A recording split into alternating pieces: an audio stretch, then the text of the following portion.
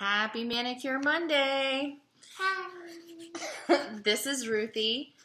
She is 9 years old, and she is my third child, my third daughter. So we are finished with our schoolwork for today, except for one person hasn't turned in their math, and one person is working on a research project. Wait. I finished my school today. So I'm not talking about you. Oh! And one person is working on a research project about hip-hop. They're actually they're learning how to do a research paper, just that their subject was hip-hop. So it's very cool. We're learning a lot. So today I told Ruthie that after our lessons, we would have something to look forward to, and we would do a manicure. So I'm not sure what color. What is this month? April? I love Easter colors, so maybe we'll do a pretty pink. Green and gold. I also wanted to tell you guys, one of the questions that I got was about portfolios, and I didn't address it when we were talking about registration and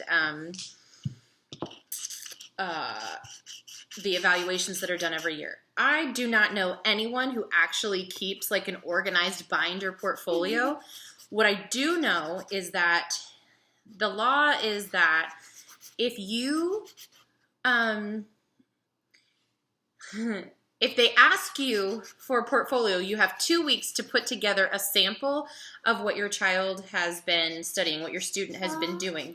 So I wouldn't worry about it too much. Don't hold on to everything, but certainly just kind of keep a stash. You would naturally do this anyway. Like, you'll just have their workbooks so that, and a list of books that they're reading, so that, and especially if you use a website, that's so easy to print off, like, a little summary of what they're doing.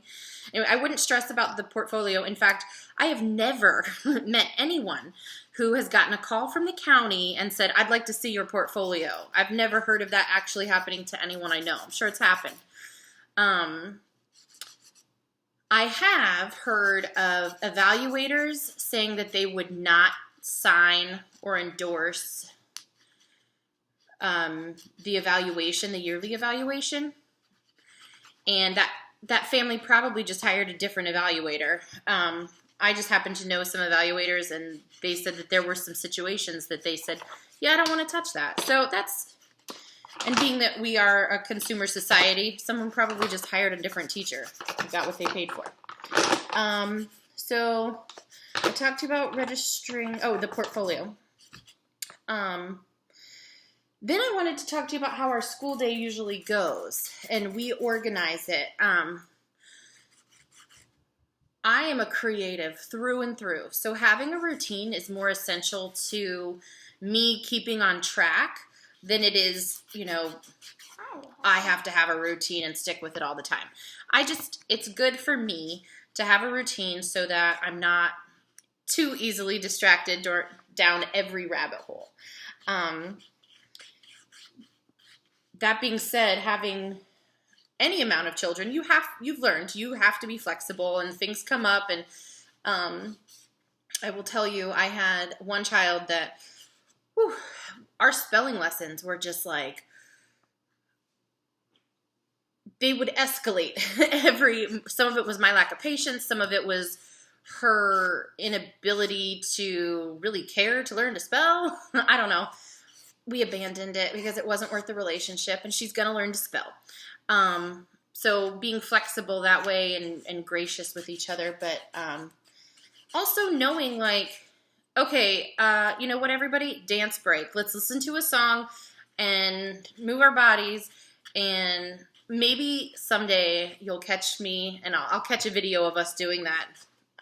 They'll kill me for sharing it, but the last thing I was going to mention today, I actually got this advice from a lady who was she was giving a workshop at FPEA. Oh, if you've never heard of FPEA, that's Florida Parent Educators Association.